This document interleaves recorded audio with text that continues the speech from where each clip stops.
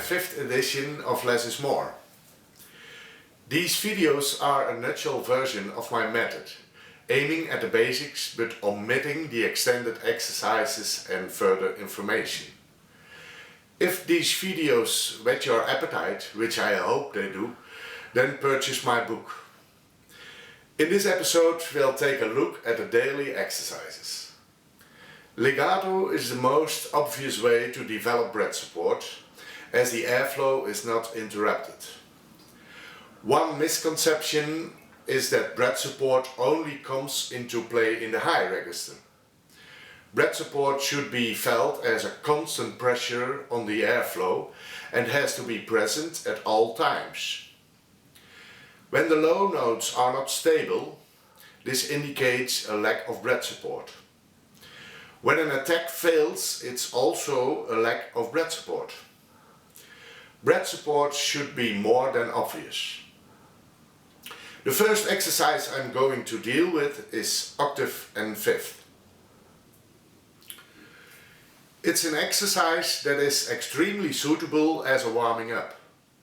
A warming up is intended to loosen up the embouchure and breathing technique in a quiet manner. This is an essential part of daily study, as much as the regularity of daily practice, by the way. The purpose of this exercise is to play a descending line with little air. You should try to keep the start chops position in the descending line. This technique I call compact playing. You start in 1 octave and finally you descend in 4 octaves. With this exercise it's important that you don't breathe in too much air, as you'll only use a little bit. If you inhale too much air, this will cause uneasiness after a few bars, because you can get rid of the air that you inhaled and the pressure will start to build up, causing excess tension. First I start with a low register to warm up.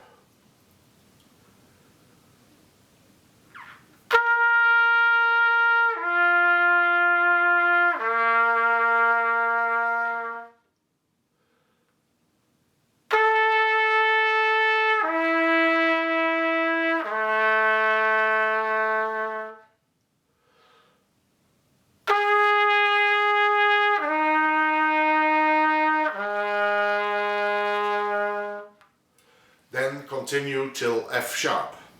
Now the exercise begins every time half a step higher.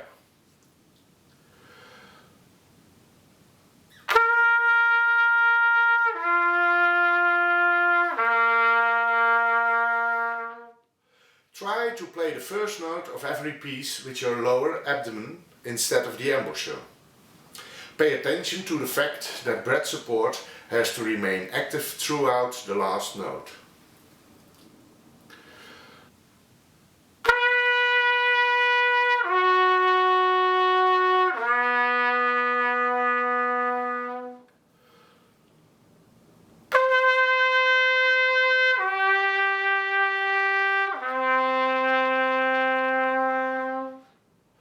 Keep the starting embouchure position and make sure that you don't make a glissando in between the notes.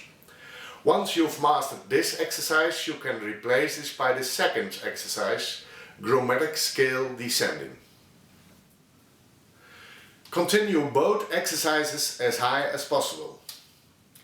If your playing gets less than comfortable at any point, rest a moment and reconsider the procedure for compact playing. Active posture, starting embouchure position, limited air intake and air support from the lower abdomen or pyramidalis.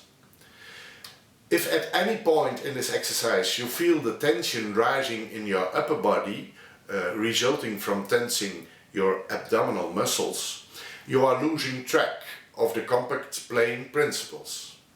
These are inbuilt safeguards against unnecessary tension or too much embouchure activity. If after the suggested rest period and reconsideration you can't go any further with this exercise, You've reached the limit for the day. Stop playing and try again tomorrow. It takes some time to grow accustomed to this system. Less is more remains the operational expression for successfully completing these exercises. In exercise 2, we'll focus on finger technique and the lowering principle of the trumpet. You will find a detailed explanation of this lowering principle in my book. Use it to your advantage. Take for instance the first strain of exercise 2. If you play a long note C2 and follow it up by going through the positions 2, up and including 7, you will keep lowering it by half a step. You don't need to do anything extra for this, just push the valves.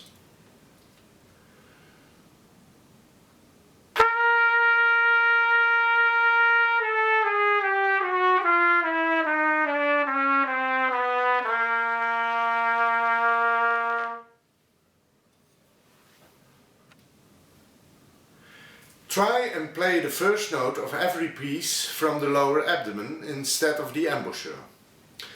Pay attention to the fact that breath support has to remain active throughout the last note. With this exercise it's important that you don't breathe in too much air, since you will only use a little bit.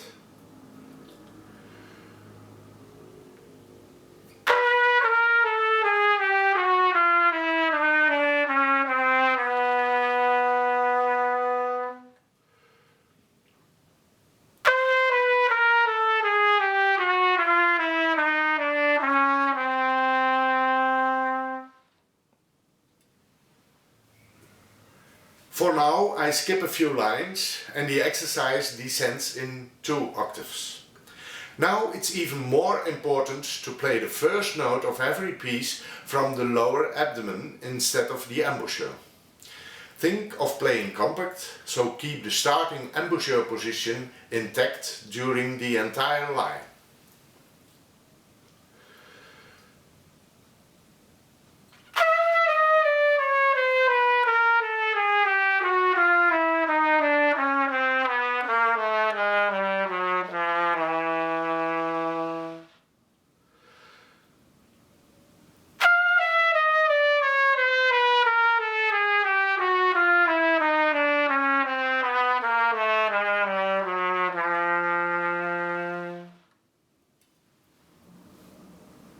Again, I skip a few lines.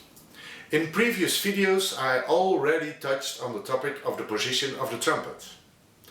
This is also important for the speed of the fingers, among other things. That's why I'll pay some more attention to the position of the trumpet. As I indicated earlier, it's important to hold the trumpet in a relaxed manner. Your left hand is only holding the trumpet, or better, let the instrument rest in your left hand. The less tension you feel in your left hand, the better it is.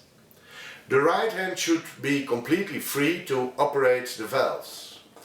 Place your thumb under the lead pipe for balance. Avoid using the finger hook as I explained in previous video.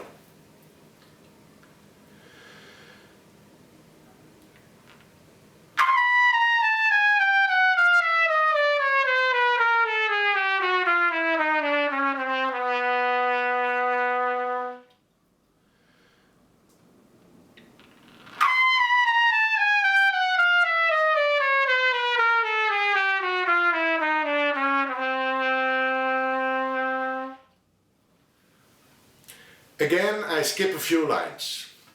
Later in this exercise, the descending line is 3 octaves. Press the valves hard and keep a steady beat. Again, as stated at the beginning of this video, only continue this exercise within your comfort zone. Try to avoid unnecessary tension in the upper body or increasing the airstream. Rest and consider compact playing principles. Stay within the technique and remember Tomorrow will be another day with new opportunities.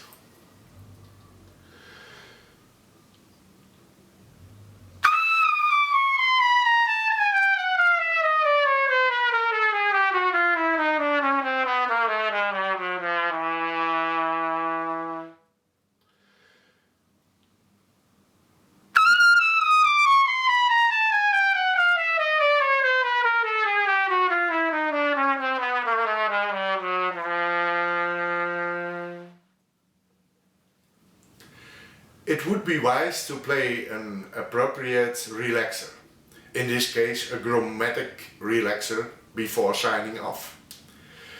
The relaxer is a perfect tool to restore the embouchure. More about these relaxers in following editions. As far as the descending line exercises are concerned, enough for now. In the next edition I start with the descending, ascending exercises of chapter 4. I hope to see you back next time, and remember, from the oyster comes the pearl, as Charlie Parker once said.